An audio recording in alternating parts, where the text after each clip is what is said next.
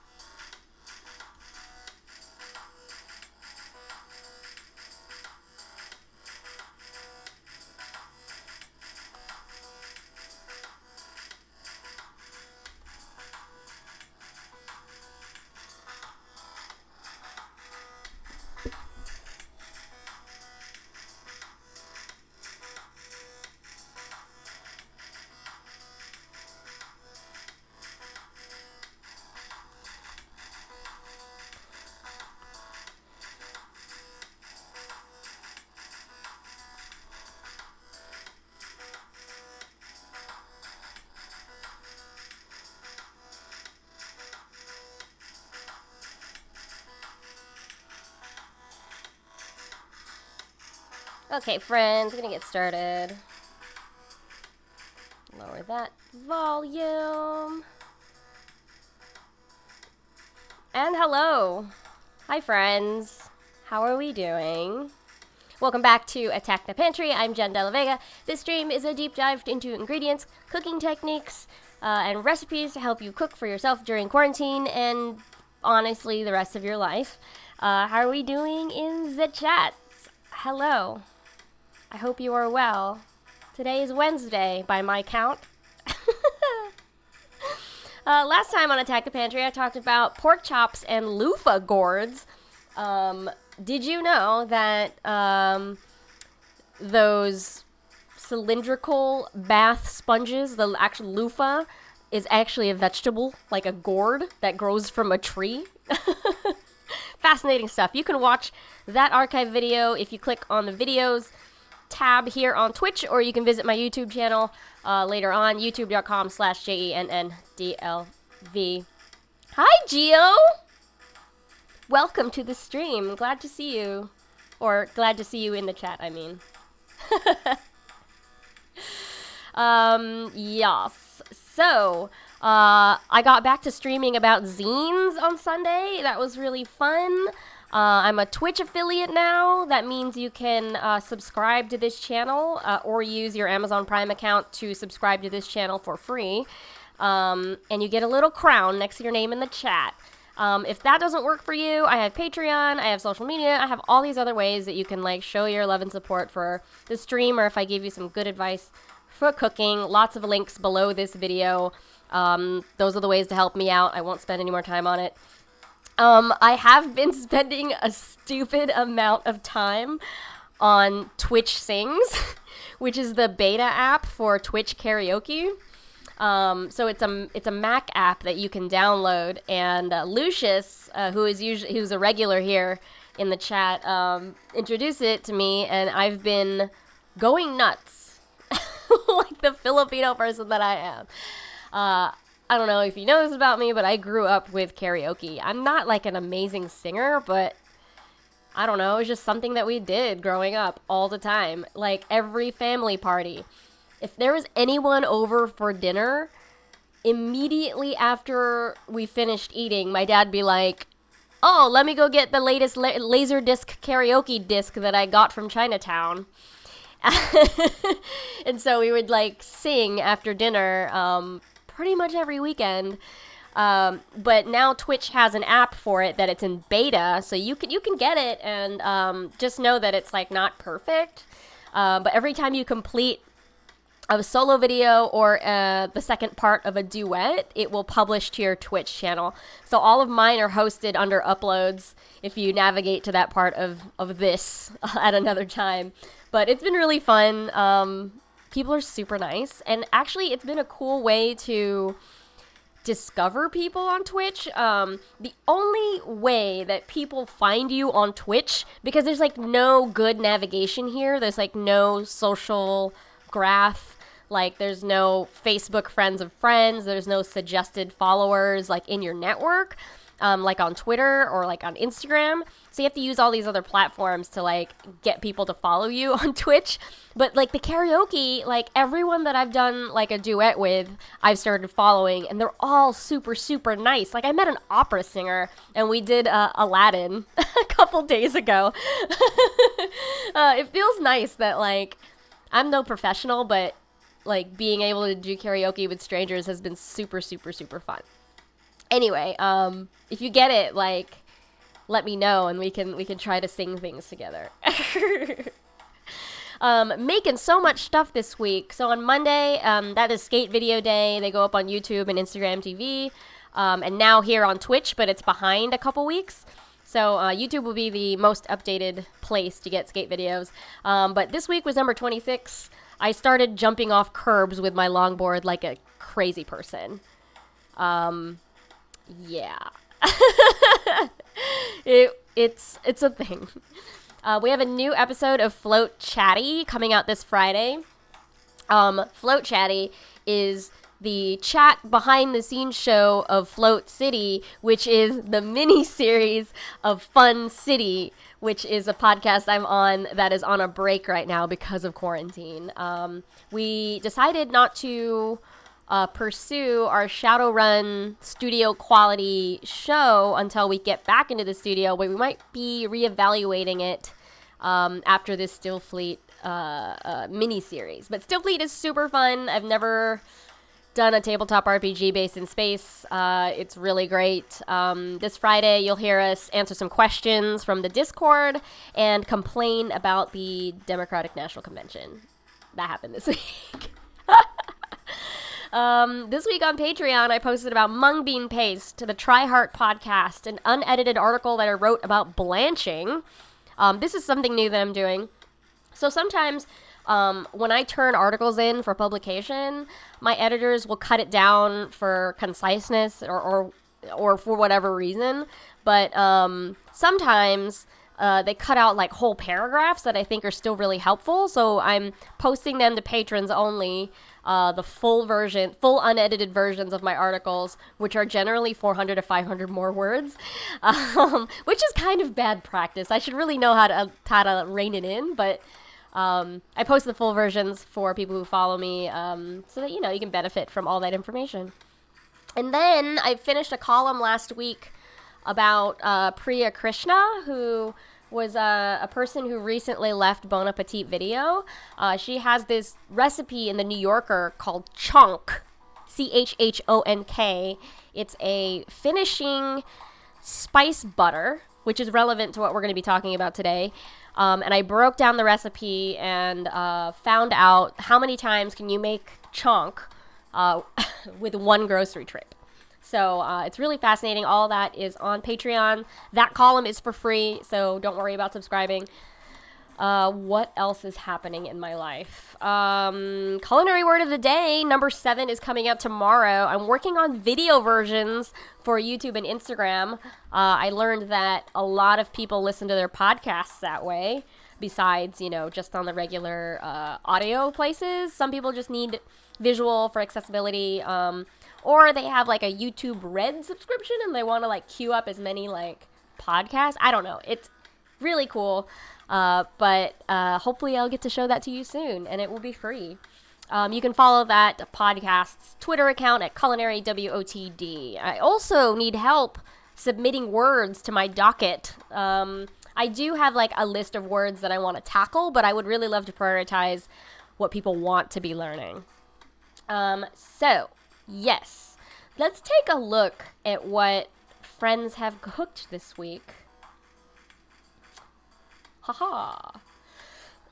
Excuse me. Ooh. So, if you want to be part of this segment, all you have to do is tag me on Instagram with your food, cooking photos, things that you find in the market, anything that's food related, food memes. I'm happy to share them here during this segment. But yeah, feel free to tag me on social. It's Randwiches, which is that username down there. Let's see. What were people up to this week? Oh, okay. So there's a new bakery in Bushwick that just opened called Satan Rising. And it's an all-vegan bakery. This is their apricot birthday cinnamon roll, which was phenomenal. My friend Stephanie doesn't even live nearby. She heard it was opening. She had to try it, and then was like, oh my god, and so she bought a whole box and brought it to my house, not even short notice. She texted me and was like, Jen, are you home? And I'm like, yeah, why? She's like, I'm outside. And I'm like, what do you mean? And she handed me this box of pastry. So this is the Apricot Cinnamon Bun. Insane that this is vegan and floofy and good. And then she gave me a lemon curd croissant, which was, buttery and crispy on the outside, and then had this, squooshy, citrusy lemon curd on the inside. But how cute is this? Edible star glitter on it? So Satan Rising in Bushwick is open now. Courtesy of my friend Stephanie, who told me about it. Danelle shared a new YouTube channel that I hadn't been following yet, which is cool. I don't really subscribe to a lot of food channels just because, I don't know, I make a lot of food myself, and I sort of am trying to study what I'm doing. But this is really cool. Chicharrón de Pescado from La Capital. They have 5.6 million subscribers. So Chicharrón de Pescado is fish chicharron, or crispy fried fish. So this is a tilapia that they fried up. It's pretty great. Good channel to follow. Thank you, Danelle, for that suggestion. JV sent me a yogurt bowl. This is a very extreme close-up of the granola, a pistachio, and nectarine with honey in the yogurt. I like that, when I put these photos up, I'm in the bowl with the food. Excuse me. Yeah, Gio, I love food memes, especially Gudatamas. I never get sick of Gudetama. What else? Wes sent over a breakfast taco from camping. This looks like bacon, egg, cilantro, hot sauce, avocado on a flour tortilla. It looks like an irregularly shaped tortilla, so it probably was handmade. Very nice. Very nice. Impressive. Impressive. I love camp cooking. And then Lucius sent over the market haul. This is from the Union Square Farmers Market. Lots of goodies in here. Tons of basil, potato, corn, greens over here. peaches, sweet pepper, tomato. Wow, that's like a head of mushroom. Dang, Lucius, you got so much food. And then this was a meal Lucius had. That's cod and scallop, blistered shishito pepper. This was from last week, right? Donut peaches. Yum. Very healthy. I think it's lovely that you go to the farmer's market every week. I think it's a fun activity, too. I go every Sunday. Let's see. What was I up to this week? Oh, wrong one. Let me tell you. This is ridiculous. My friends who work at Vermont Creamery asked me, like, what's your mailing address? And I was like, what do you mean? What are you sending me? So thanks to Vermont Creamery for sending me their new line of goat cheese dips.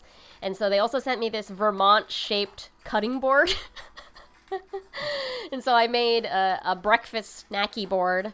So at the top we have besan roti, which is like a spicy chickpea flatbread, some charlitos chorizo, the goat cheese dip from Vermont Creamery, a little bit of homemade basil pesto that I made last week, a bunch of carrots, baby carrots, like actual baby carrots. Did you know that the bagged like grocery like short baby carrots are actually just larger carrots that are shaved down? It's all a scam. So if you see baby carrots, they should actually just be little and still have the root end, like that green top. So these are actual baby carrots, which are much bigger than baby carrots from a bag. I dried some plums. There's some rustic bakery crackers. A little bit more of that goat cheese dip with some Egyptian dukkha on top, which is something we will also talk about in a later segment. And then a mezcal salami, and then some chipotle mango jam that I've been testing for someone's cookbook at the very bottom. So yeah, this is a board in the shape of Vermont. Thank you, Vermont Creamery. Okay, what else did I do this week? Oh, I found a Thai market that delivers, and I got this banana-flavored basil seed drink. Has anyone ever had basil seeds? It's like tinier boba or like chia seeds in a drink. I really liked it. Basil seeds. What else we got? Oh, okay. So I've been testing, I've been talking about this cookbook for a couple months now, but I'm testing ukkoy this week, which is a seafood fried vegetable fritter? I don't know if fritter is appropriate. Nest? But you can see here there's a giant prawn on top, and there's shredded sweet potato and carrot. There's some calamari hiding in the middle. Onion, and then there's some Thai basil and cilantro at the bottom there. And it was just so good with like a little bit of sea salt on top and then a squeeze of lemon. So that was my breakfast. I have the strangest breakfast. It's great. The life of a chef. So that's ukkoy. What else? Oh yeah. So I had lots of baby potatoes left over from something, and I boiled them like previously for like another recipe, and so I just had this like container of already boiled potatoes, and I was like, this is really boring. I don't really like boiled potatoes by themselves, and so I filled a pan with like pork fat and then smashed these, and so they got crispy on both sides, and now it just has salt, crispy garlic, dill, and then like there's a layer of yogurt underneath. And this was another breakfast that I had this week. Great. Yes. Easy. Oh, yes, I love ukkoy too. I'm not really a huge fan of seafood, but I'm trying.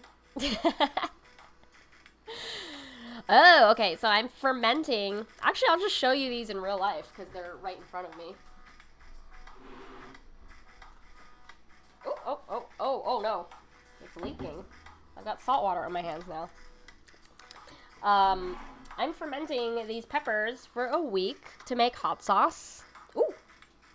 Oh my gosh. Salt water everywhere. Maybe I overfilled the jar.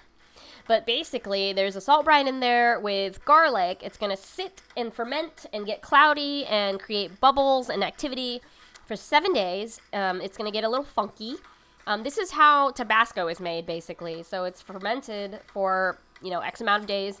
Then you blend it up, taste it, and then add vinegar. That's hot sauce. You can make your own hot sauce. Crazy, right? What else? At the farmer's market from Brooklyn Grange, I got fairy eggplants. They're just like BBs. They're very, very tiny. A total bitch to peel, but adorable. I was making tortang talong with these. So that's a eggplant omelette where you broil them, peel it, and then dip it in egg and fish sauce, and then fry that. So I'm selling those in my store right now, which is really cute. I do local delivery from all the recipe testing that I do, just because my fridge fills up super, super fast all the time. Hey, Keen! How you doing? You, too, can ferment your own peppers. I believe in you. You can make hot sauce. Okay. This was a huge accomplishment. It was a 3-day process, let me tell you. But first, let's just marvel at the skin. Look at this lechon skin. I just want you to know that I spent 3 days making this goddamn thing. And it was so difficult, but so worth it. Yes, so crisp. Yes. Yeah, you can make regular eggplant dishes with the teeny eggplants. It's just like more work to prep them. That's all. But this is a porchetta in the cookbook that I'm testing. And I had to go to my specialty butcher shop because none of the delivery services that I use could do a custom cut. So this was a 5-pound pork belly slab. So imagine the shape of this screen.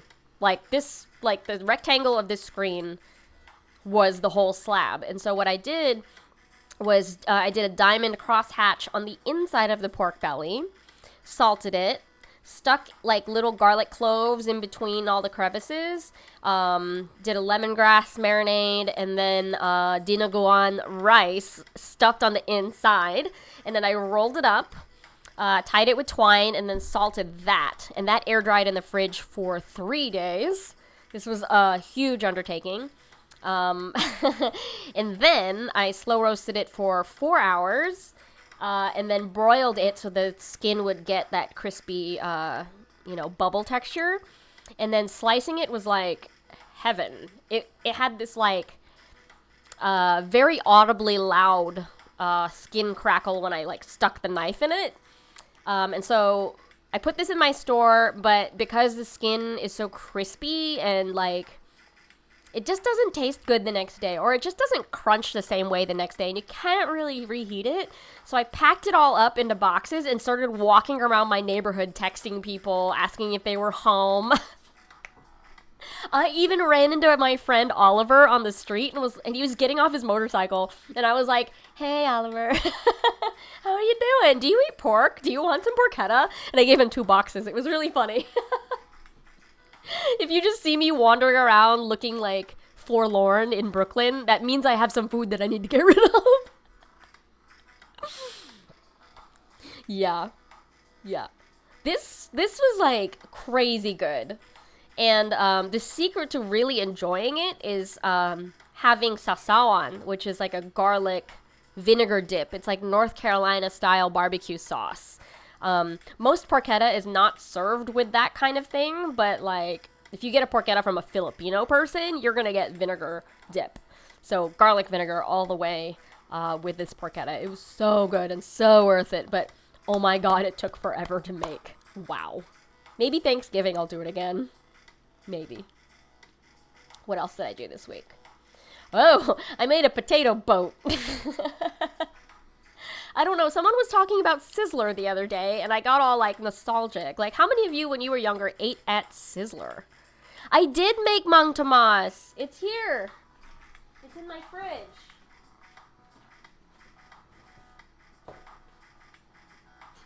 I'm glad it was at the front of the fridge. If it was in the back of the fridge, we would have taken, like, hours. But, yeah, I made Mang Tomas. Yeah. I went with that dish, for sure. I did both the chicken liver version and the pork liver version. Yes! Yes, you can do it too. Yes. Anyway, potato boat. So I cannot finish a whole baked potato myself. I've learned from many restaurants in my past that when I order the baked potato, I never finished a goddamn thing. So I make halvesies for myself. So I baked it, cut it in half, and then sort of grilled it. Like grilled the bottom half. You could see some grill marks. I turned off the oven and just let the potato rest in there face down, and so it had grill marks on it. But here's more of that Vermont Creamery goat cheese, scallion, and that is not bacon, my friends. That is crisped up salami.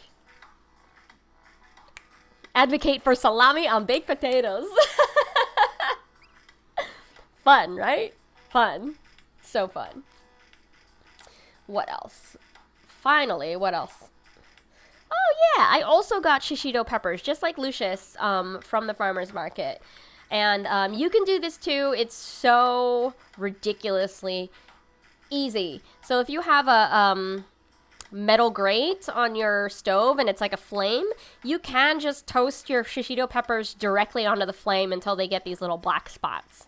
Use some tongs. Don't use your fingers, please. And then if you do it in a pan, you just sear them until you hear these popping sounds, and then look and see if it has the char marks, and then turn them over, and that's it. The traditional way to eat these is to have like a little bowl of salt. And so, you know me, I have tons of flavored salts in my house, and so I'm using a shrimp salt recipe that Tu Tran sent me. If you don't know who Tu Tran is, she is... she had that show Food Party on Independent Film Channel. She's a great animator and a good friend. And so we've been trading some salt ideas over email during quarantine. But these are my shishito peppers with shrimp salt. Yum. Very easy. Very, very easy. So that's what I've been up to this week. How are you in the chat? What have you been cooking this week? Or if not cooking, what have you been eating this week? Keen, I know you've been cooking a lot.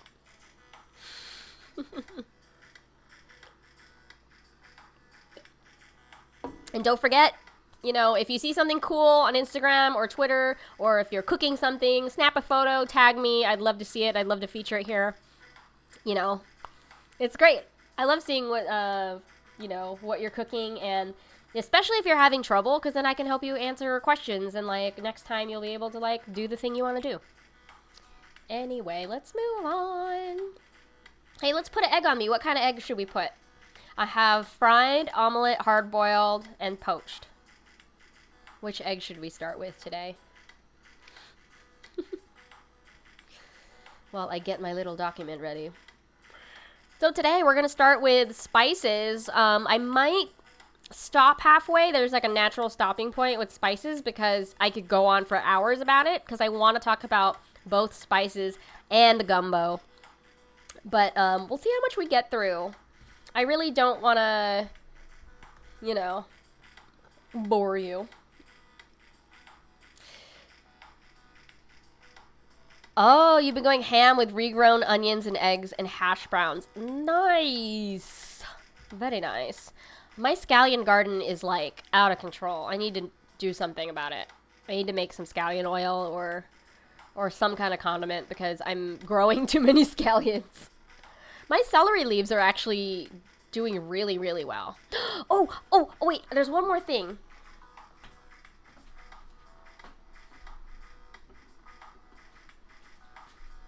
Very, very, very special. Very, very, very special. Do you remember, at the very, very beginning of quarantine, around my birthday in April, I had an aunt who sent lots of calamansi to my house?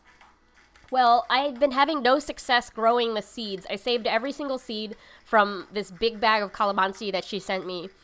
And I gave them to my friend Phoebe, who works at Brooklyn Grange. And guess what?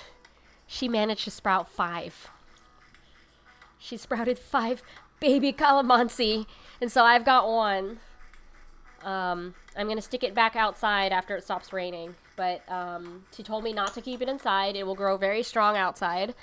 And hopefully, maybe I'll be able to plant a calamansi tree sometime in my lifetime. How wonderful would that be, to have my own calamansi? Oh my god, I would die. Instead of having to bribe my California relatives into mailing it to me illegally through the mail. Okay. So, let's talk about spices. I'm gonna get real technical and real nerdy, because that's what I do. Spices. So, technically, they are seeds, fruit, root, bark, or other plant substance primarily used for flavoring or coloring food. Spices are very different from herbs, which are leaves, flowers, stems, also used for flavoring or as a garnish. So we're using different parts of plants to distinguish between spice and herbs. So more of the hardier stuff: seed, fruit, root, bark, spice. Herbs, leaves, flowers, stems. So like the softer material generally are herbs, leafy things. And spices are more of the harder. They contain volatile oils. Like that's like more hardy. So, outside of food, spices are sometimes used in medicine, religious rituals, which we will get into later, cosmetics, or perfume production. Since they are expensive, rare, and exotic commodities, their conspicuous consumption has always been a symbol of wealth and social class. Like saffron is still expensive to this day. Yes. Food would be just hella boring without spices. You know, cumin is what makes tacos taste like tacos. Szechuan peppercorns makes Szechuan food really buzzy and spicy. Cinnamon rolls would just be rolls. You know, you get what I mean. Spices also just go way back. Their exoticism brought on colonizers like Christopher Columbus to look for the West Indies. So going back to ancient Egypt, in 1550 BC, the Ebers Papyrus from early Egyptian spices classified coriander, fennel, juniper, cumin, garlic, and thyme. They were the specific herbs that had healthy effects. Like, if you can imagine, you know, Gwyneth Paltrow Goop-style gurus, this was happening in 1550 Egypt with these very specific spices: coriander, fennel, juniper, cumin, garlic, and thyme. Like, these have health benefits. They also use these herbs for mummification, and their demand for exotic spices helped stimulate world trade. Yeah, wow. In China, there was a Chinese publication of Shenong Ben Cao Jing, or the Classic of Herbal Medicine, dating from around 2700 BC, and it had over 100 medicinal plants that were classified as spices. In ancient Mesopotamia, we have Sumerian clay tablets dating from the 3rd millennium BC, mentioning various plants, including thyme. King Merodach Baladan II of Babylonia grew many spices and herbs like cardamom, coriander, garlic, thyme, saffron, turmeric. The Babylonian moon god was thought to control medicinal plants. This is so fascinating. I'm talking about spices. Hello. How are you doing? What do you mean early? You're late. I start at 5 o'clock. Anyway, we're going on to cloves. They were used in Mesopotamia by 1700 BC. The ancient Indian epic Ramayana mentions cloves.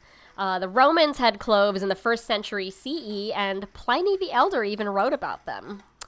Makes sense. I mean, cloves could have made it into so much food, and beer and wine, actually, specifically. Historians believe that nutmeg originates from the Banda Islands in Southeast Asia and was introduced to Europe in the 6th century BC. India is a huge source of spices. So black pepper, cinnamon, turmeric, cardamom have all been used by Indians for thousands of years for culinary and health purposes. Wow.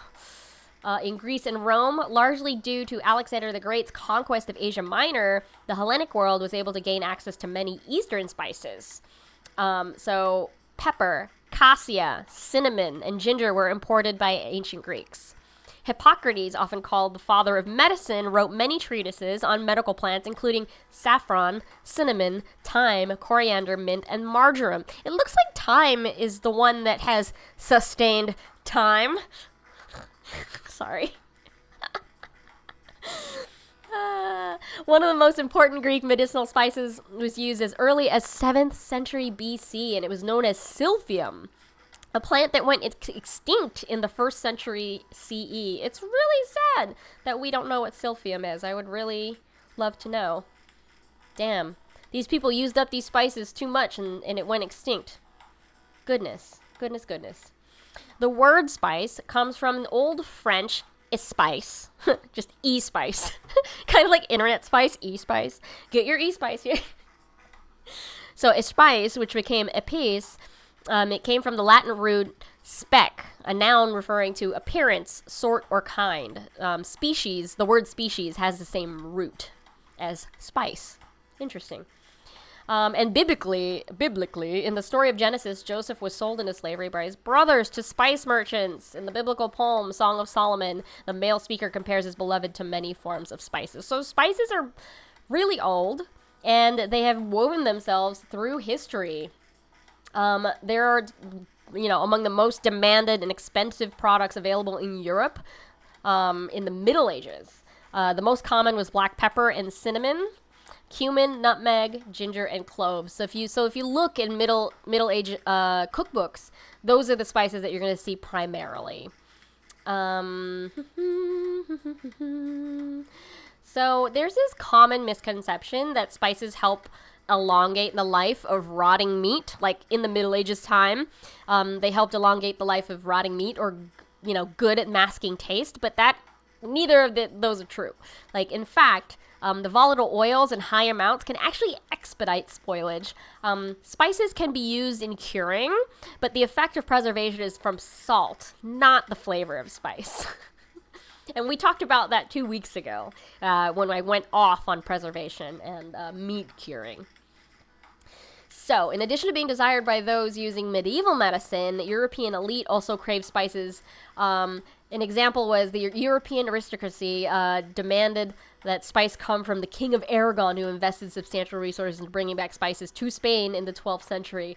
He was specifically looking for spices to put in wine, and was not alone among European monarchs at the time to have such a desire for spiciness. Spices were all imported from plantations in Asia and Africa, which made them expensive. We did not have planes or trains back then, so it was all by boat or by caravan, which can take forever. From the 8th until the 15th century, that's a very long time, the Republic of Venice had the monopoly on spice trade with the Middle East, and along with it, neighboring Italian maritime republics and city-states. Yeah, so trade made that region rich. And it was estimated that around 1,000 tons of pepper and 1,000 tons of other common spices were imported into Western Europe each year during the late Middle Ages. Wow. That value of those goods, so the 1,000 tons of pepper, the value was equivalent to a yearly supply of grain for 1.5 million people. The most exclusive, like I mentioned earlier, was saffron. So it was used as much for its vivid yellow-red color as for its flavor. So spices that have kind of fallen into obscure European cuisine include grains of paradise, which is a relative of cardamom. It replaced pepper for a while in medieval North French cooking, but you won't really see it in stores now. Long pepper, mace, spikenard, galangal, and cubeb are also rarely used spices. But galangal, I will say, is still available at Asian markets in 2020. Yeah. Oh, that's so funny. E-girls, e-boys, email, e-spice. Yes, buy your e-spice, the newest, hottest cyber currency. E-spice. So Spain and Portugal were interested in seeking new routes to trade spices and other valuable products from Asia. So the control of trade routes and the spice-producing regions were the main reasons that Portuguese navigator Vasco da Gama sailed to India in 1499. When he discovered the pepper market in India, he was able to secure peppers for a much cheaper price than the ones demanded by Venice. And so this is around the same time, 1492, Christopher Columbus, blah, blah, blah. colonized the Americas.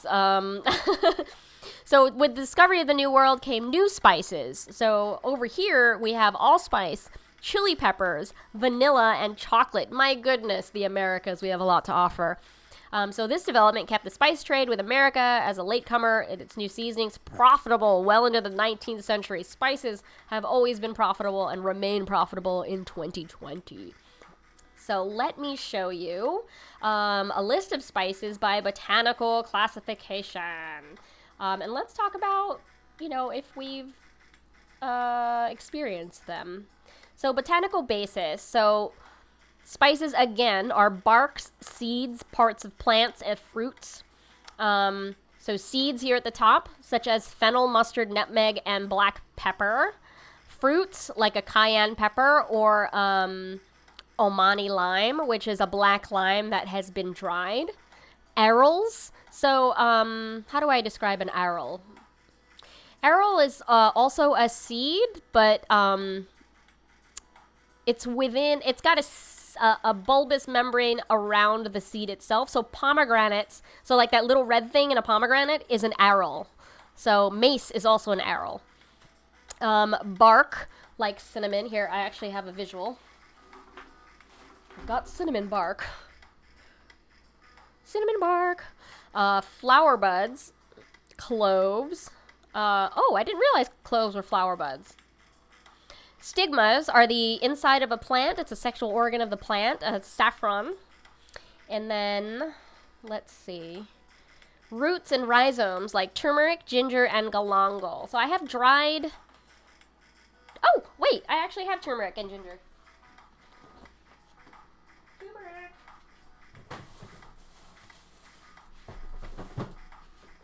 That's so funny. Didn't realize. So, turmeric and ginger look very, very similar. They're both rhizomes, which are the root part of plants that hold all of the energy. They gather all the energy from the soil, and through xylem and phloem in stems, they transport the water and nutrients up to the flowers and whatnot up here. But rhizomes are amazing. So, this one's a turmeric. Actually, I'll change my screen so that it's bigger. So ginger, we know what that looks like, right? Ginger. A similar rhizome is this turmeric. And in a lot of recipes that I've seen lately, you don't really have to peel the turmeric because the skin is much thinner than the ginger. Secret to peeling ginger, by the way, is using a spoon, not a knife or a peeler. Just use a spoon. It will come off. But turmeric, you generally don't peel. You just grate it straight away because you can see, like, some of it is flaking off here. It's like flaky. Anyway, rhizomes, also spices. I was showing you the chart. So, resins, asafoetida. That is one that I want to research a little bit more. Maybe we'll tackle that in another stream. But asafoetida is hing powder in India. In a lot of Indian cookbooks, you will see add a pinch of hing or asafoetida at the end of recipes. It's sort of like a fennel-y end note. It's kind of the cumin of Indian cooking, if you can follow what I'm saying. You know how cumin is used in a lot of taco recipes? Asafoetida is used in a lot of Indian recipes. Get it? Okay, cool. So another thing are common spice mixtures. So I haven't had a lot of these on this list, which is really cool. Advia is a lovely one from Iran, Iranian cooking. I've used it in like a bolognese sauce. It's got a little bit of rose petal in it. It's very warm and lovely. I've never had baharat. I have berbera, which is from Ethiopia. Never tried bumbu. Cajun, yes, had tons of that. Chaat masala is what is usually labeled in American grocery stores as curry powder, but technically it should be called chaat masala. Chili powder, yeah, very, very common. Curry powder, depends what kind of curry you're talking about, too. There is also Japanese curry powder. There is Thai curry powder. There's all kinds of curry powders. So that envelops a lot of categories. 5-spice, really fun. I use that a lot. Garam masala, I also use that a lot. Harissa, I've only had as a paste. I've never had it as like a powder spice. Hawaii. I'm sorry. I don't know how to say that. It's Yemeni. Jerk spice I've had a lot of on chicken. Kameli Suneli. That's really fun to say, from Georgia. Not Georgia the state, Georgia the country. Masala. We have mixed spice from the United Kingdom. I'm actually unfamiliar with mixed spice. What does that mean? In the U.S., we have seasoning salt, which is made by Lowry's, which was a steak place in Los Angeles. It's essentially paprika, MSG, garlic powder, and salt. So if you've ever had, like, amusement park fries that had, like, that little reddish salt on it, that's seasoning salt. Ooh, what's Panch Foron? Pumpkin pie spice? Why is that on here? I hate it. Urgh. I guess it's cinnamon, clove, nutmeg, usually. Quatre Esprit, so 4 spice, is from France. Ras El Hanout is very, very fascinating. In North Africa, specifically Morocco, Ras El Hanout is not a standardized mix. Actually, a lot of these are not standardized mixes. We're trying to generalize here, but Ras El Hanout is basically the best of a spice shop. So any spice shop anywhere in the world can make a Ras El Hanout, but this has been made famous in North Africa. So basically, it can be up to like 12 to 15 spices, but it's like the best stuff in the shop. So it can have cinnamon clove, rose petal, it can have chili pepper. It depends on like what shop you're going to, but the Ras El Hanout is going to vary from shop to shop. So it's not really like a recipe, which I love. I love things that are not really recipes. Ras El Hanout is like a cool like concept of a recipe, and it changes from place to place, which I find amazing. Yes. Ugh, pumpkin pie spice. So what is next? Sharena Sol, colorful salt from Bulgaria. I've never heard of that. Very curious about it. Definitely had shichimi togarashi. If you've ever been to a Japanese ramen place, there's usually like a really skinny bottle of red pepper flake. And that's shichimi togarashi. It's, bastardized American name is Japanese 7 spice. Speculoos from Belgium and Netherlands. That sounds a lot like speculoos cookie, but I don't know if that is the same thing. Maybe they do share the same warm tone spices like a holiday cookie, but not sure. Unverified. Just a theory. In Sri Lanka, I don't know this. Tuna paha. I wonder what's in it. We got a Dragon Ball Vegeta from Croatia. Fascinating. And in the Middle East, za'atar. Za'atar is definitely having like a cultural moment right now. Like everybody at Bon Appetit was obsessed with za'atar. I mean, appropriately so. Za'atar is so good. It's mostly sumac berry, thyme, and sometimes sesame seed. But it is delicious. There's this dip that you can do. You just get like olive oil, like really nice olive oil, and then sprinkle za'atar over it, and you just dip pitas in it. Like, it's the easiest dip ever. I tend to sprinkle it over yogurt for like a savory breakfast with like pita and egg. There are lots of ways you can use za'atar.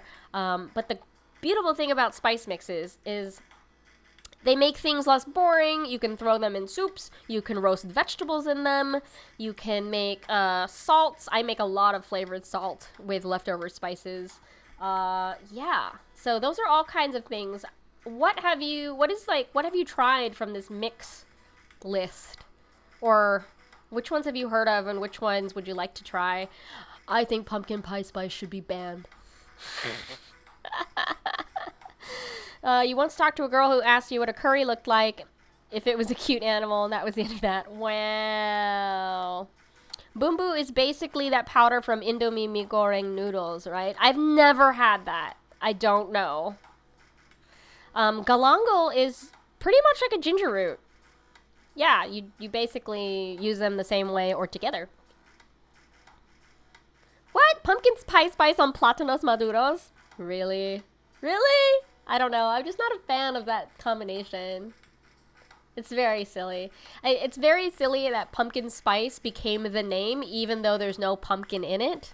It's used to flavor pumpkin pies. I get that, but but it drives me crazy when things, take on, like the name of something when it actually doesn't make any sense. I need to try mie goreng. It's like Indonesian pancit canton. Ooh, okay. Gio, you've convinced me. You've convinced me. So,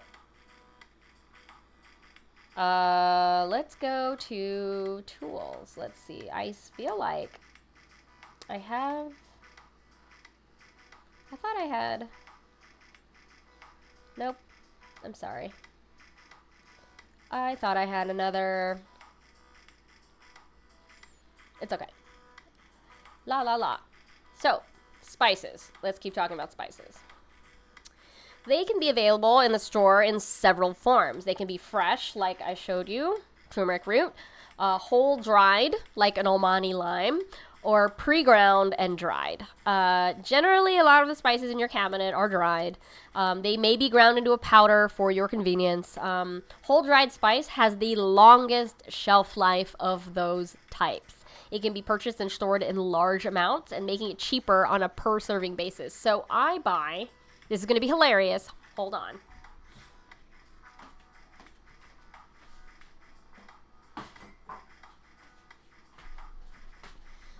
I bought this pepper a year and a half ago, and I'm almost halfway. Like, I buy lots of dry spices in bulk because I use a lot of, I cook a lot. Anyway, fresh spices such as ginger are more flavorful than the dried forms, but fresh spices are more expensive generally and have a much shorter shelf life. Wah wah. So some spices are just not available fresh or whole. For example, turmeric generally is not available fresh, but lately Brooklyn has been obsessed with turmeric, so the fresh stuff has been more available more often. So sometimes, though, in the store, the ground form is all that's available. Small seeds, such as fennel and mustard, are often used both whole and in powder form. To grind a whole spice, let me tell you, a classic tool is the mortar and pestle. I have a stone one. That's very good. So less labor-intensive tools are like microplanes, which is a very, very fine, sharp grater, or a coffee grinder. I have a dedicated coffee grinder for making spice mixes. Yeah. So, where does spice flavor come from? They come from compounds called volatile oils. I've mentioned these a few times. Every spice, everything, like has an oil inside of it. When we release that oil, that is the smell, that's the flavor. But because there's an oil in here, did you know oil goes bad? It can oxidize and evaporate when exposed to air. So when you store your spices, make sure they're in a sealed container. So grinding spices greatly increases its surface area and so increases that rate of oxidation and evaporation. So flavor is maximized by storing it whole and grinding it only when you need it. Do not pre-grind your pepper. Do it fresh and you'll get that full, like, oily pepper taste. The shelf life of a whole dry spice is roughly 2 years and a ground spice is roughly 6 months. And I know I am also guilty of this. I have spices that are older than when I've lived in this apartment. So try to keep that in mind when you do buy spices, that you should try to use them up within 6 months. But if not, you can start mixing them into spice mixes so you use it more often, quicker. Yeah, I'm guilty of it too. It's just really hard to use spices all up. But a really good storage tip is to store them away from light. Do not stack them in the windowsill. Like, keep them in a cabinet or on a shelf that doesn't get any window light. Yeah.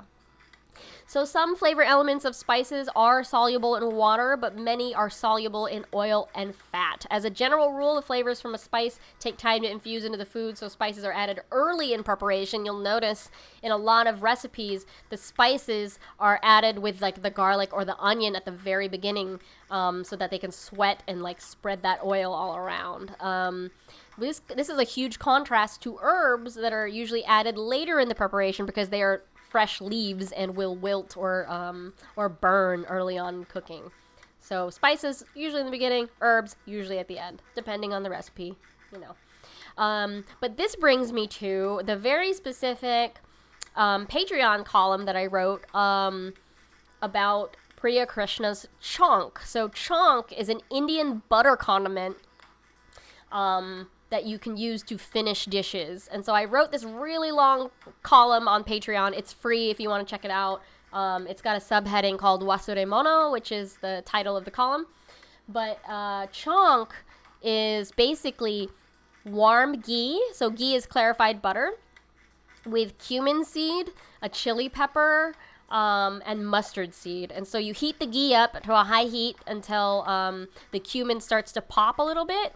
And then you take it off the heat and then quickly pour it onto cheese, onto rice, onto whatever. It's like a finishing dish. So you can take this concept of chonk, which is a melted butter, and put any spice mix in there. Like a teaspoon you can try, and then finish dishes with it like a pasta or garlic bread, you know? Like, so the butter is a vehicle for spices. Really wonderful. Yes.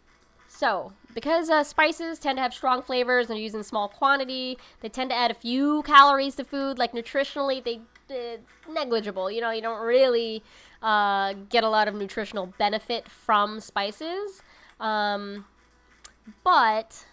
those with seeds that have like a high oil content, they contain portions of fat, protein, and carbohydrate by weight, but not in one sitting. You won't get all that. Like, let's see, a teaspoon of paprika contains vitamin A, like 113 133 IUs of vitamin A, which is over 20% of the recommended daily allowance. Whoa, what? A teaspoon of paprika? Well, anyway, in a dish, you wouldn't really be eating the teaspoon of paprika on your own. It's a teaspoon spread over a dish for like 4 or 5 people. So you wouldn't be overdosing on vitamin A. I don't know if it's possible to even overdose on vitamin A. Yes. What else? Oh, a study found that cumin and fresh ginger have the highest in antioxidant activity. Huh. Good to know. I mean, that makes a lot of sense that it's in a lot of tonics. Ooh, carbonara and chonk? Yes. Good ideas. These are good ideas. Let me show you spice production chart. Where is it? Sorry. Need to get used to doing this. Okay. Top spice producing countries. India contributes 75% of global spice production. Yo, I mean, these numbers were from 2010 though.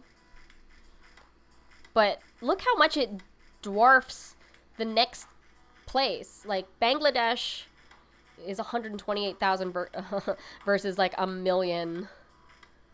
And then Turkey is next with 100. Wow. UN Food and Agriculture Organization. Wow. Spice producing metric tons.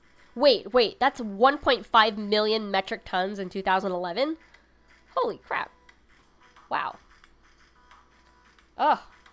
So, the main reason saffron is considered one of the most expensive spices in the world is due to the cultivation process coupled with amount of produced saffron per crocus, like crocus flower.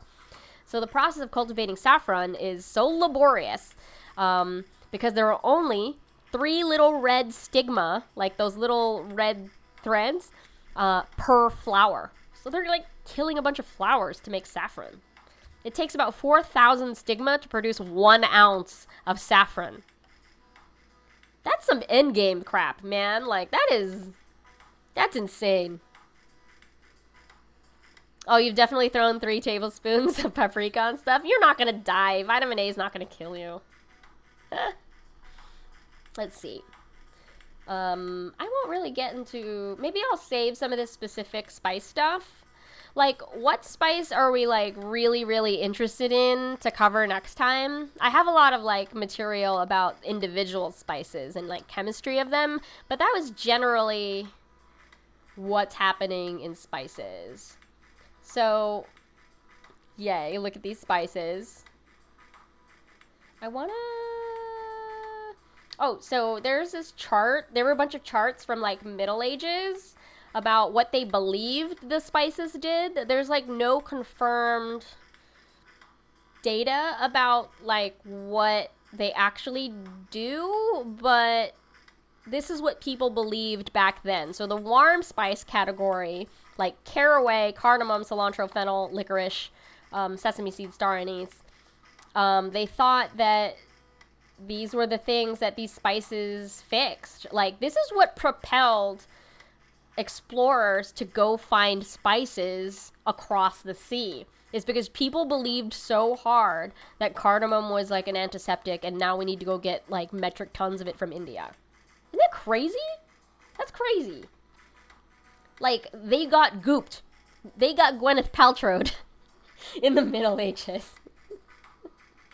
Let me see. There's more here. There's savory spices. So basil, they thought it was good for colds and anti-diarrhea. Bay leaf is like a anti-rheumatic. Oh my god. Capers, celery, cilantro. A sedative? I don't feel sleepy after eating cilantro.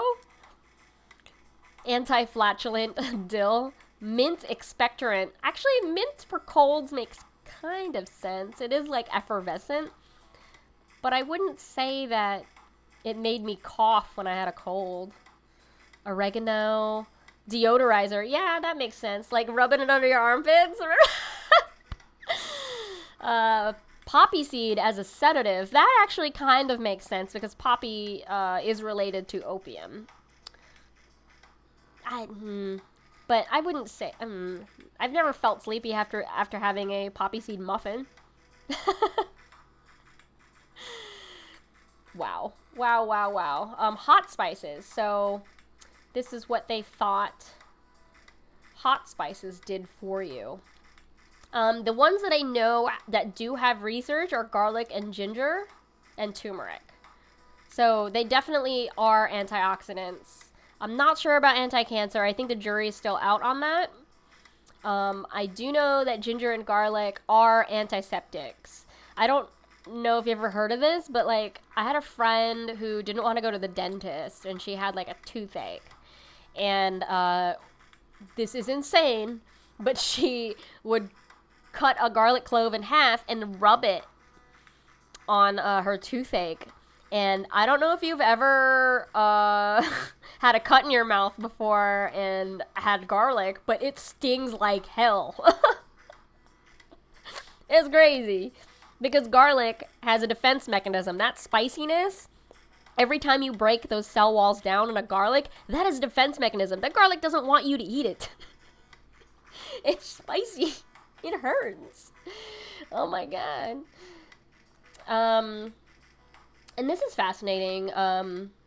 In early history, this is how spices they were used in worshiping gods in rituals. So these were each associated with gods. I actually don't know some of these. Well, Malabar, I think Malabathron is close to cinnamon. Like Malabar cinnamon. I've never heard of Styrax, Costos. Frankincense, definitely heard of that. That's very biblical. Helios, I believe, is sun god? Is Helios sun god or is it earth? I don't remember. I'm sorry, I'm very bad at my god history. I've never heard of Indian nard. Cassia is related to bark. So Hermes, you burn bark, which sounds cool. And myrrh is also very biblical. I don't know who Selene is. Who's Selene? Maybe there's another name for Selene that I know. But this is the list of things you would burn to honor the gods on the left. Fascinating. Yeah. Hey, honey, I need some blank. Can you sail to India? I actually don't have a lot of experience with caraway seeds. I've only used it to cure fish, but I've never actually, like, used it to cook. Ooh, galangal could galangal be in kimchi? I actually think you might lose a lot of the galangal flavor because the fermentation process, like, will bubble it off. Like, galangal is a delicate flavor. Like, anywhere you would use ginger. Oh, caraway and sauerkraut. I guess I don't really consume a lot of sauerkraut. I mean, I would try making galangal kimchi. I'm very curious about it. Yeah, more antioxidant spices. So ginger, garlic, turmeric, for sure. I think there are a few more, but I don't know them off the top of my head. Okay, so that, for now, I think is spices. There are a few people who aren't here in the stream that asked, like, specific questions about spices, so I'll save that for next time when they're here. But yeah, how do we feel about spices? Like, what is a spice that's in your cabinet right now that you need to use up? Like, I have, like, let me show you my show and tell. So I have lots of ginger, I have fresh turmeric, I have a big bag of cinnamon. Close that up here. I have star anise. I make a lot of Chinese 5-spice for my barbecue. So these are really lovely. I love using these. They smell good too. What else? Got fennel seed. Ground cinnamon. When I was too lazy. Allspice is really great. I use allspice to make tasso ham, which is a smoked ham that I use for my chilies recipes. So Gio has tons of Chinese 5-spice and star anise. You've been mostly using it for Chinese Filipino barbecue. Hell yeah! Are you making ribs? Are you making pork? What are you making? Tell me. Yeah, it's always good to have Chinese 5-spice. Yeah, dried lemon pepper and ranch definitely count as spice mixes. They're very American, but yes. Ooh, ribs and pork, but hell yeah, you doing it right. That's great. That's amazing. Yeah, lemon pepper was predominantly made famous in the American South. I wrote a couple recipes for the last OG cookbook for lemon pepper wings.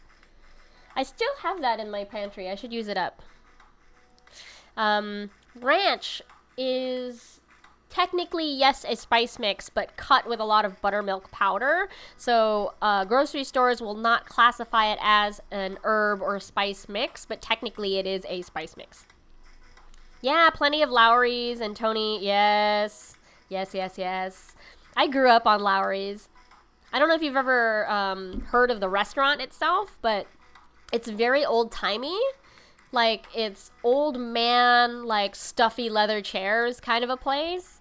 They have all this dog and pony show about how they serve food at Lowry's. I hope maybe there's, like, a YouTube video of them making their salad. They have, like, a famous salad at Lowry's, and then they're known for steaks and seasoning it with the Lowry seasoning salt. It's very silly and way too expensive for what it is. Yes. What else? Oh, I forgot. There's a Thai green curry powder that I mentioned.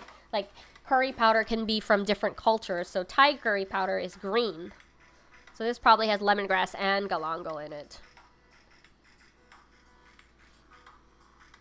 Yeah. Yum. Smells so good. Ooh, it's gonna make me sneeze. Ooh.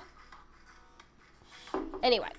Yeah. So, next week I can dive deeper into more specific spices. Like, what spices do you want to learn more about? Like, I just generally spoke about spices, but we can dive deep into, like, where they come from and the specific recipes that they're used in. So let me know in the chat. Go off. But for now, let's talk about gumbo, y'all. Let's talk about gumbo. I actually made some recently. Oh, I didn't download a picture of gumbo. I'm sorry. Dang. How many of you have had gumbo? Actually, I'll go look for a picture right now. Have you had gumbo? Gumbo. Ah, it's very funny. He just gave me a picture of okra. I'm just gonna take a screenshot here. Me. Let's do the gumbo. Let's have some gumbo. Yeah, there's some gumbo. I got some gumbo on the screen. Your region of the map, really? Gumbo.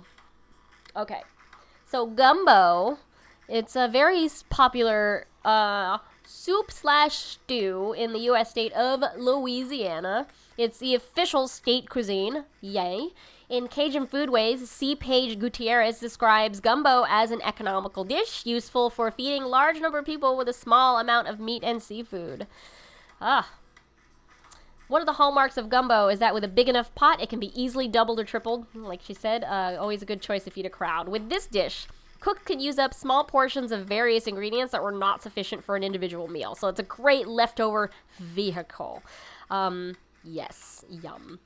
So it consists primarily of a strongly flavored stock, meat and or shellfish, some kind of thickener, and 3 kinds of vegetables: celery, bell peppers, and onions. It's usually categorized by the type of the thickener used. So okra has like mucilage or like some gooey stuff on the inside, which can be used to thicken soups. So okra is a type of gumbo that you can have. There's also filet powder, which is dried and ground sassafras leaves.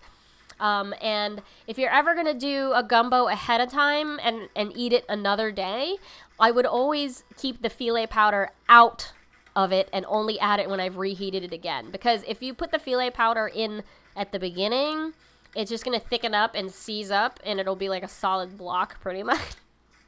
So it's always good to save the filet powder for the very end when you're about to serve it. Yeah. So, common in the New Orleans area. It's called the Creole version of gumbo. So specifically, Louisiana Creole people are descendants of French and Spanish settlers and enslaved African people who lived in those areas. Cajun, which is different from Creole, are common in southwestern Louisiana, and it's populated primarily by Cajun people, descendants who are French-speaking settlers expelled from Acadia, located within the modern-day Canadian provinces of Quebec, Nova Scotia, New Brunswick, and Prince Edward Island in the mid-18th century. So that's the difference between those two words, Creole and... Ooh! Oh! Who is that? Why is that person yelling in the chat? Okay, buddy. We're talking about... Where is it? So, here's some history stuff that I found in my research. La soupe divine. Yes. Creole gumbo has a deep and diverse roots and many ancestors descended from French peasants' pot à feu and fishermen's bouillabaisse. Yes. A communal pot of okra stew simmering from the tribal fire in an African village, and from the boiling pot of crabs and shrimp tended by Choctaw Indians on the north shore of Lake Pontchartrain. This is exciting.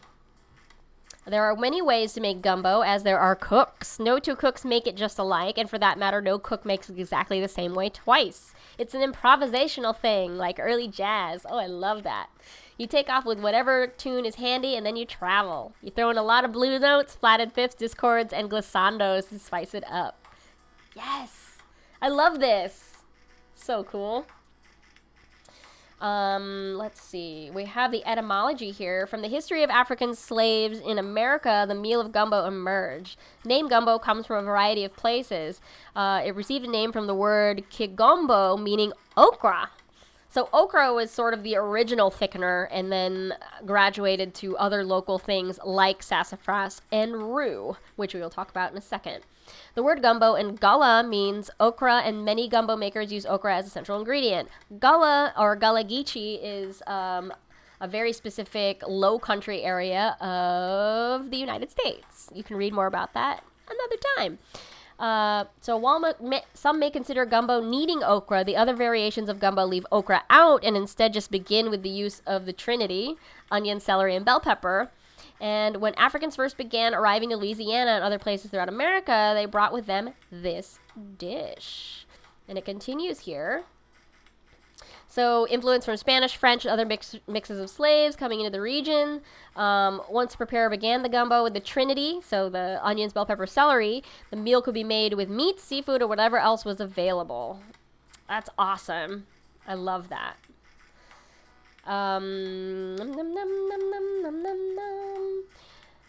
So, let's see. So, gumbo is cooked for a minimum of 3 hours. It often simmers all day. Meat, but not seafood, is often browned beforehand and removed from the heat. Okra and roux are cooked before other vegetables and seafood. If you don't know what a roux is a cooked flour and butter paste that can thicken soups. So the lighter the roux, the thicker the soup. But the darker you toast the roux, especially in the American South, roux tends to be darker brown red. It adds a toasty, nutty taste to the dish, and that results in the color, like I showed you here. This dark brown red color. Some varieties of gumbo contain tomato, as you can see in the top here, but others are more on the dark brown side here on the far right. Yes. So when all those vegetables have turned to mush, more commonly cooked down, that's what that means, the meat and okra are added back to the pot with some water or stock and then boiled until you get that tender meat. It's typically spiced with red, black, and white peppers, bay leaf, thyme, hot sauce, and salt, all to your taste, you know. Proper seasoning of gumbo is essential, and in Louisiana, adding just the right zing is considered an art. I love that. I love that. So seafood cooks really quickly, so if you're doing a seafood gumbo, it's not usually added to the pot until the very, very end. Yes, and as the gumbo finishes cooking, green onions and parsley are sometimes sprinkled in, and if you desire, you can add your filet powder last. Like I said earlier, it will over-thicken things when it cools down if you add it too early. There is this really, really cute children's book. Oh, what did I do? I did something wrong. No. There's a really cute children's book called Grandma's Gumbo. Now it's time to make the roux. That's the first thing we must do. Little oil, some flour too. Let it simmer. Now it's through. I've never made a roux with flour and oil, but I guess that works. Any fatty substance like ghee, lard, oil, mostly traditionally French is butter, equal parts. So it's a 1-to-1 ratio to make roux. And you generally only need like a quarter cup for a 8-quart pot of gumbo. But it varies. You should check recipes. Fact check me on that. But there is a children's book called Grandma's Gumbo. That's really great. So, filet powder, we talked about it. Tomatoes are traditionally found in the Creole style gumbo. And Cajun gumbo is generally based on a dark roux and is made with shellfish or fowl. Yum. And then sausage or ham is often added to gumbos of either variety. Yum. And this may sound blasphemous. Blasphemous. When Catholics were expected to abstain from eating meat during Lent, there was a meatless variety of gumbo known as gumbo aux herbes, or gumbo aux herbes, gumbo greens, basically. So instead of meat and seafood, they would put turnips, mustard greens, and spinach. The greens were cooked to a mush and strained through a sieve to produce like a thick green liquid. It sounds very, very laborious. Whoa. Yeah. There are a few versions that have crab meat added to them. There's also like a version of this green gumbo that uses African callaloo. I don't know if you've ever had that vegetable. It is delicious. Yeah, so that's kind of where gumbo comes from, the different types. Does anyone have any good gumbo advice in the chat? You don't like seafood in your gumbo. I generally really like the chicken and andouille sausage version of gumbo. Oh, so the difference here between gumbo and jambalaya, people tend to confuse jambalaya with gumbo. But jambalaya tends to have rice in it. Gumbo can be served over rice, but jambalaya has rice in it. And the unique thing about gumbo is the thickening, either the roux or the okra. And it's not to say that jambalaya can't have okra or roux, but gumbo is known for having that thick, like, stewy, stick-to-your-ribs, like, texture. Oh my god, what is this guy in the chat saying? That's awful. Banhammer.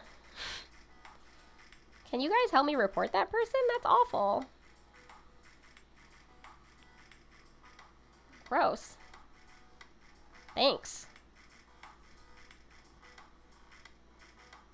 Gross.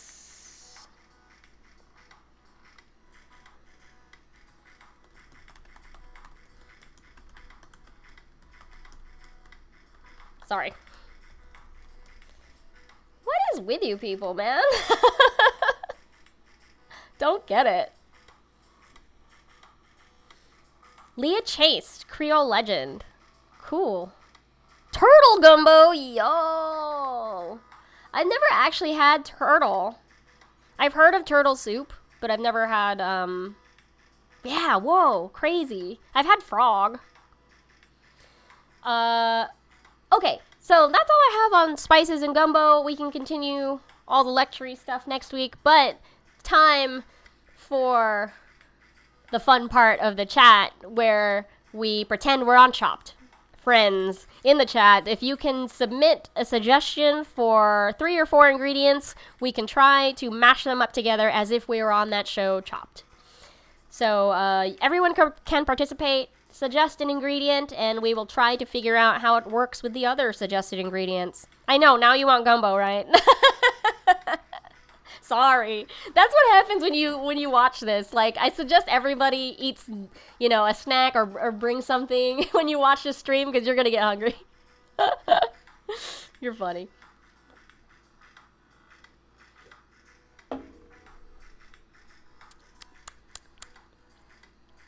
Okay. Friends.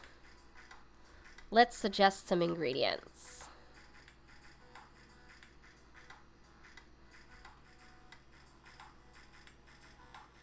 You actually have jambalaya right now? Oh my goodness. Wait, you mean antelope meat? I've never had antelope meat. Antelope, okay. Okay, first in the basket, in our chopped basket, we have antelope meat.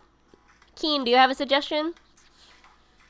What do I know about antelope meat? It's not very far off from deer meat, which I've had before, which can be pretty gamey and tough.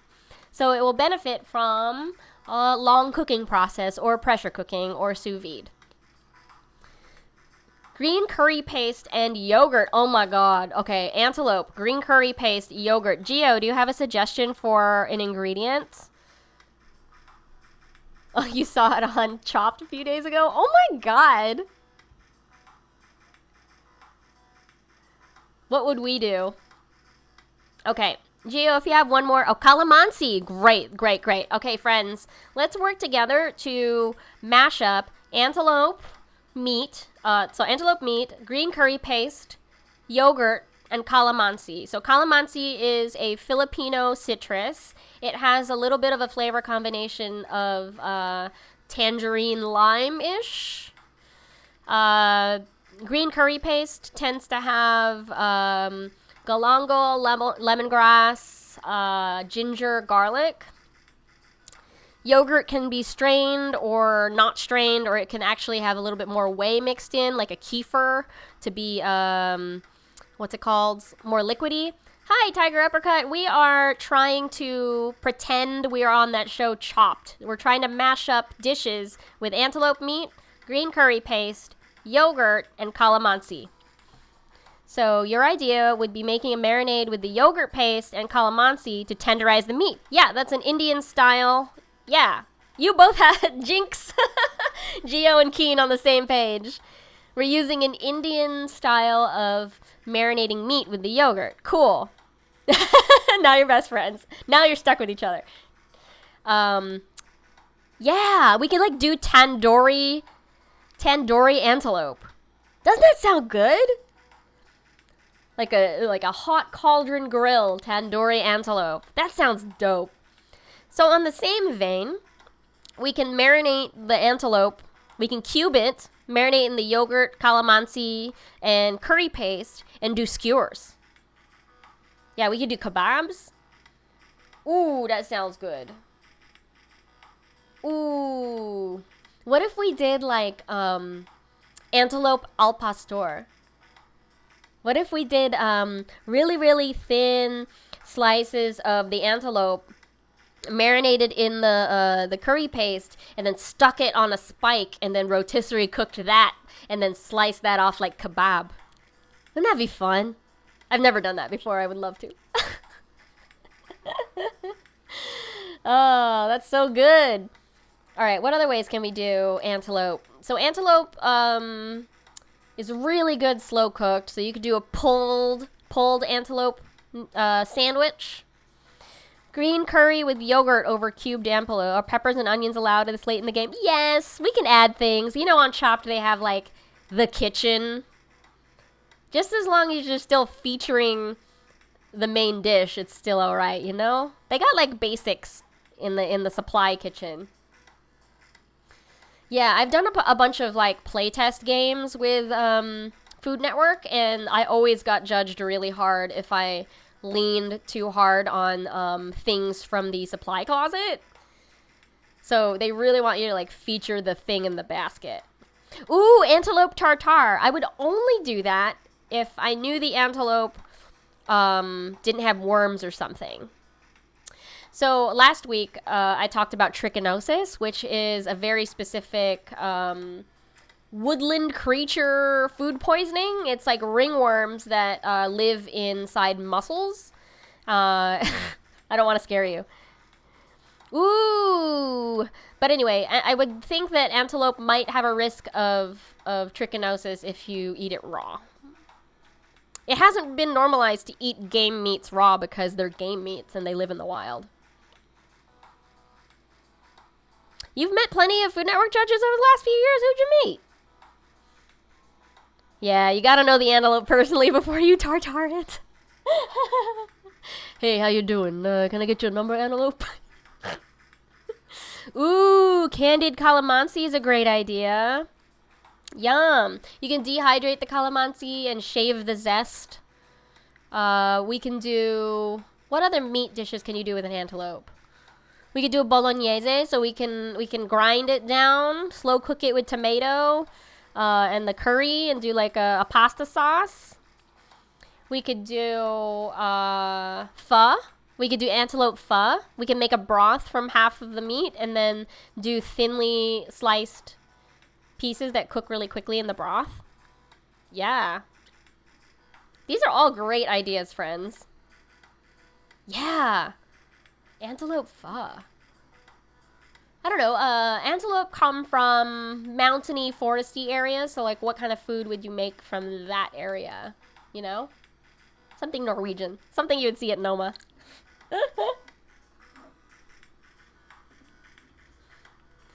Wow, y'all are doing such a great job. Yeah, these were good ingredients. Antelope, curry, yogurt, calamansi. I'm making right now an Indian achar with the calamansi. Well, I don't know who Antonia is. Antonia? I don't know her. Sorry. Stewed stuff. So we could do like a beef stew, but it's antelope. So potato, carrot, do a little curry paste in there. Oh, we could do paprikash. That's another stewy thing. I'm trying to think. We could do tacos, of course. We could do a roast antelope sandwich like it's a French dip. You know? We could roast it whole with the curry, slice it super thin, have it on a sandwich, and then eat it with the broth gravy. Oh. Yes, you can barbecue it. Well, you just have to cut it down, you know? Antelope. Man, I'm getting so hungry. No, you're not a poser. It's just calamansi is not as available. But hopefully, New York is like really getting into Filipino food, so you might be able to find it in the stores. There's like a mainstreamy drink that's coming out called mansi. It's like just like a refreshing like calamansi juice drink. I think they're gonna start selling it at Whole Foods.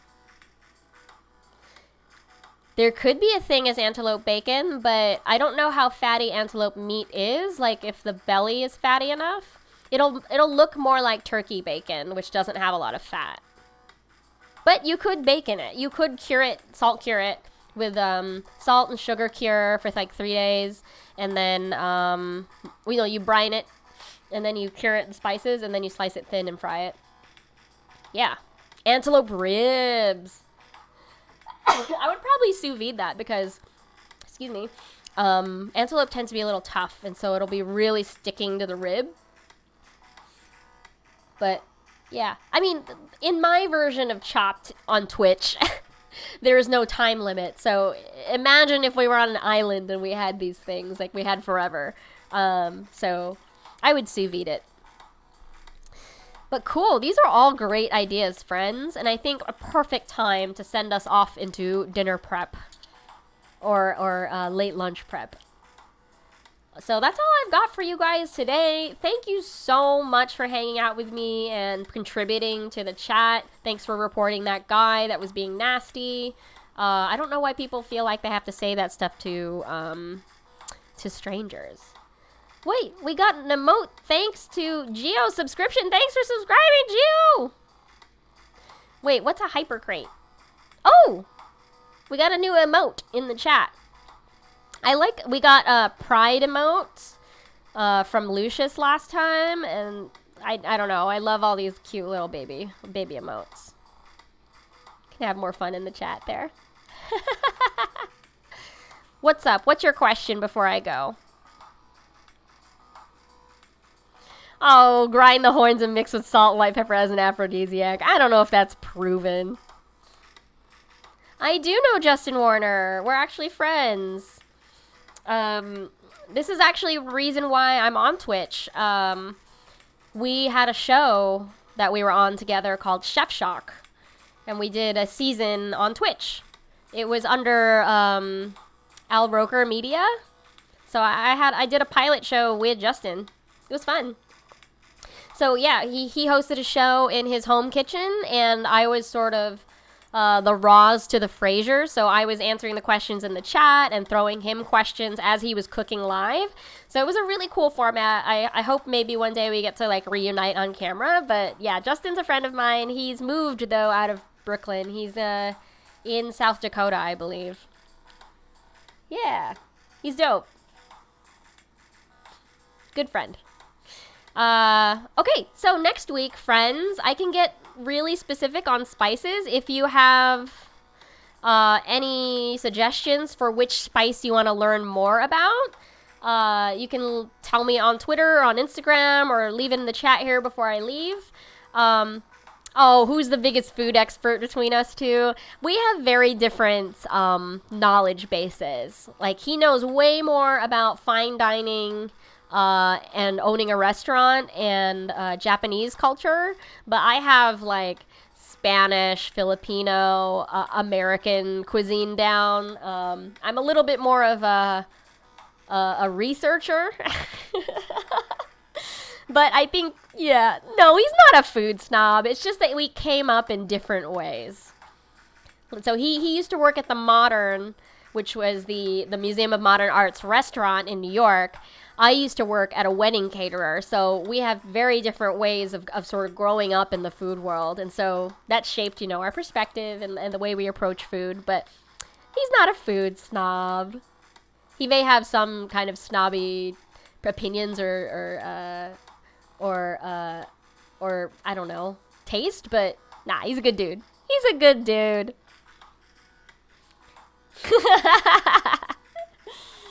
Well, friends, thanks so much for hanging out. You can watch the replay below or on YouTube if you missed the first half. If you have suggestions, if you have cooking photos, please tag me on Twitter and Instagram. That's my username, Randwiches. Got lots and lots of links to all my work below the video here. There's free articles. There's a pantry guide for using up food. I'll be back next Wednesday to talk about food, but then I'll also be streaming on Sunday about zines. So if you're interested in zines, I go live at 12 p.m. Eastern on Sundays. And maybe later tonight I might do more Twitch karaoke or Twitch sings, or I might stream, what's it called? A short hike, which just announced a new update where you can have a boat. But I'm just trying to get to 100% completion on that game. So check out my Twitter. It's @Randwiches. I might update the stream later. But have a great rest of your Wednesday, my friends. I will see you next time. Hit me up if you have any cooking questions. I'll talk to you later. Bye!